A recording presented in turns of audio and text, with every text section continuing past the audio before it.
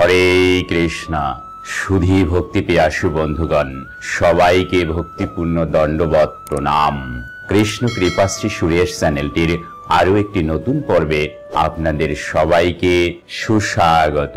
আজ আপনাদের জন্য এই বিশেষ আয়োজনের আকর্ষণীয় পর্বে রয়েছে বৈশাখ মাস মাহাত্ম্য কি, এই মাসে কিভাবে কেশবব্রত পালন করবেন, কেশবব্রত পালনের বিধি কি, এই মাসে কি কি করবেন, বৈশাখ মাসে প্রাতঃস্নানের গুরুত্ব কি, নিজ বাড়িতে কিভাবে পালন করবেন এই বৈশাখ মাস ব্রত, এই সকল কিছুই আমি এই ভিডিওটির মাধ্যমে আপনাদের সামনে তুলে ধরছি।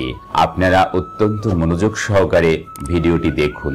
হরে কৃষ্ণা। প্রেম চেয়ে বলুন রাধে রাধে, জয় রাধে। তো সুধী বৈষ্ণব ভক্তবৃন্দ, প্রথমেই আসুন জেনে নিই বৈশাখ মাস মাহাত্ম্য কি। আপনারা জানেন বৈশাখ মাস, মাঘ মাস এবং কার্তিক মাস 12টি মাসের মধ্যে উত্তম। শাস্ত্রে বৈশাখ মাস এবং কার্তিক মাস ক্ষেত্র বিশেষে উভয় মাসকেই সর্বোত্তম বলে বর্ণনা করা হয়েছে। দামোদর মাসে অর্থাৎ কার্তিক মাসে আমরা প্রদীপ নিবেদন করি এবং সকলের জন্য ভগবানের সান্নিধ্যে আসার এটা একটা সহজ পন্থা। আর বৈশাখ মাস কর্মকাণ্ডীদের জন্য অধিক পুণ্য ফল প্রদাতা, পাপ ক্ষয়কারী।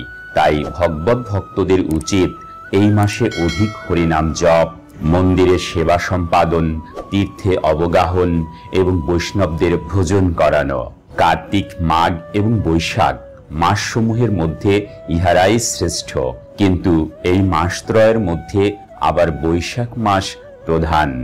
জননী যেমন স্ব সন্তানগণের ইষ্টদান করেন, এই বৈশাখ মাসও তদ্রূপ নিখিল প্রাণীর শুভদায়ক।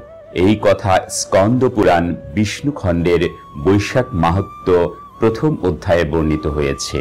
এই মাসে দান, যজ্ঞ, ব্রত এবং স্নান করিলে সর্বপাপ বিনষ্ট হয়। ধর্ম, যজ্ঞ এবং ক্রিয়া দিতে এই বৈশাখী মাস সমূহের সার। এই কথাও স্কন্দ পুরাণ বিষ্ণু খণ্ডের বৈশাখ মাহাত্ম্য প্রথম অধ্যায়ে বর্ণিত হয়েছে। তিল, ঘি শ্রীহরির প্রীতিবিধানার্থে দান করলে কোটি জন্মার্জিত পাপের ক্ষয় হয়।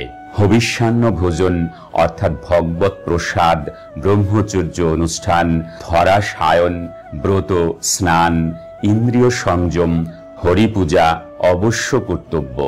একথা পদ্মপুরাণ পাতাল খণ্ডের নারদ অম্বরীশ সংবাদে বর্ণিত হয়েছে।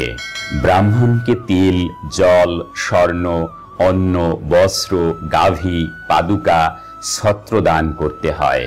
হরিপ্রিয় বৈশাখে দান, জপ, হোম এবং প্রাতঃস্নান অক্ষয় পুণ্য স্বরূপ হয়ে থাকে।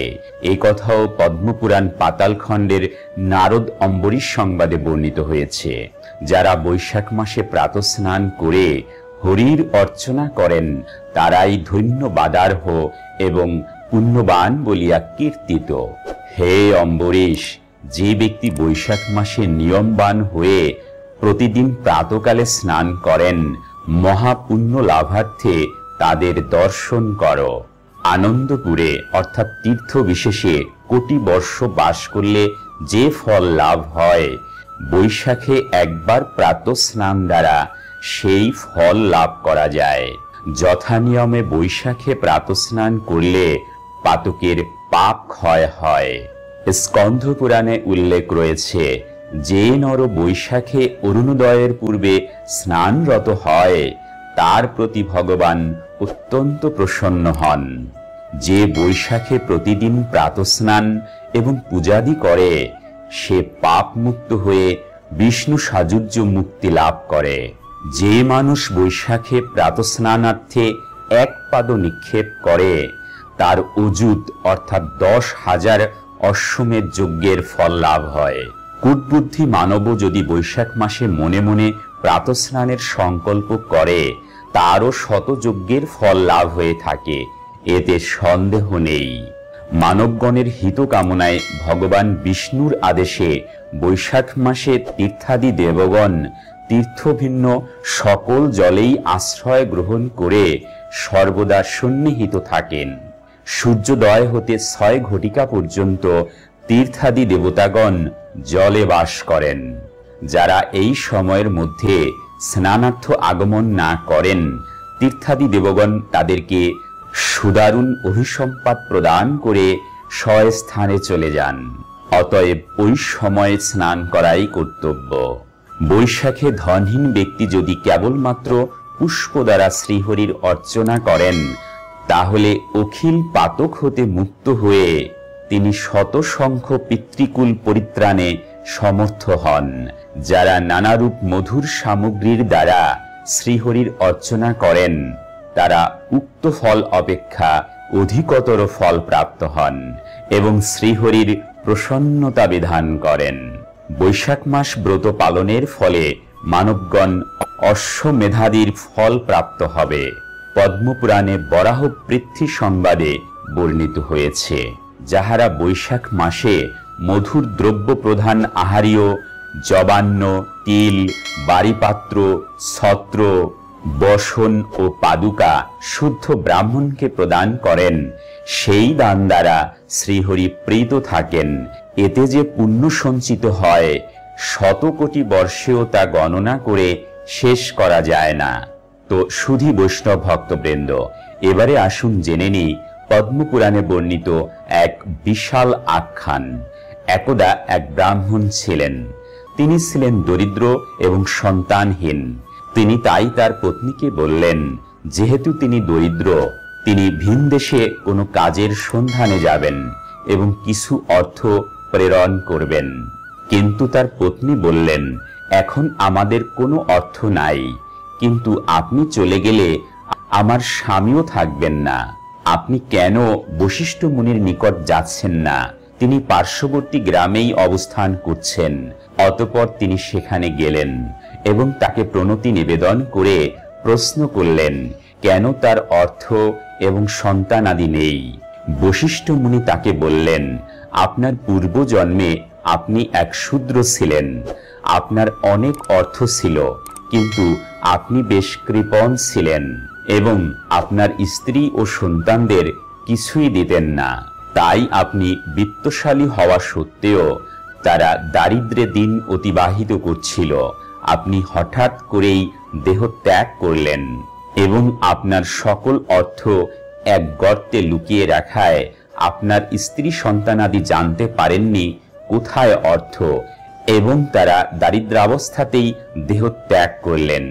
তাই এ জন্মে আপনার সন্তানও নেই, অর্থও নেই। তবে তিনি কিভাবে ব্রাহ্মণ হলেন? বৈশাখ মাসে কেবল 3 দিন আপনি বৈষ্ণবদের সেবা করেছিলেন, তাই আপনি ব্রাহ্মণ হয়েছেন। অতঃপর ব্রাহ্মণ বশিষ্ঠ মুনিকে প্রশ্ন করলেন, কিভাবে তবে সম্পদ এবং সন্তান ফিরে পাব? কেবল 3 দিনেই আপনার ক্ষেত্রে কাজ করেছে, এখনো বৈশাখের 7 দিন বাকি। এই সুযোগ গ্রহণ করুন। তাই কেবল 7 দিন বৈষ্ণব সেবার দ্বারাই তিনি অর্থ এবং সন্তানাদি প্রাপ্ত হলেন।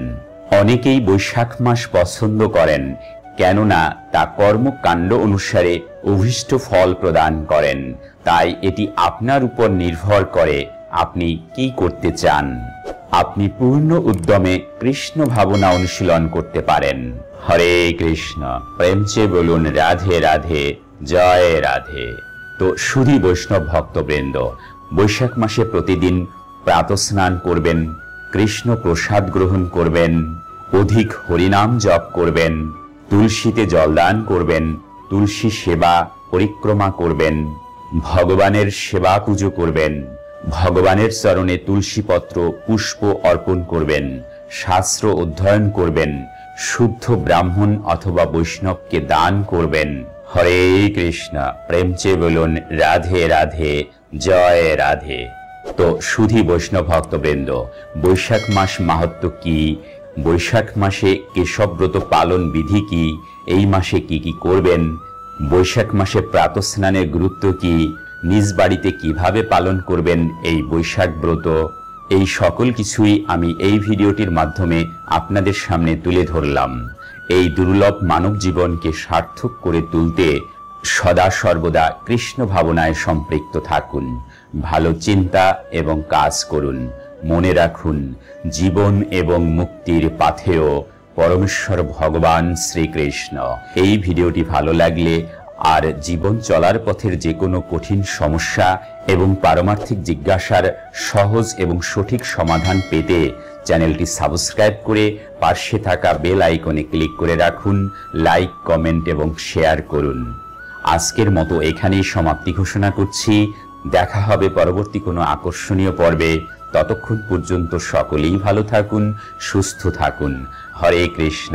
প্রেম চেয়ে বলুন রাধে রাধে, জয় রাধে।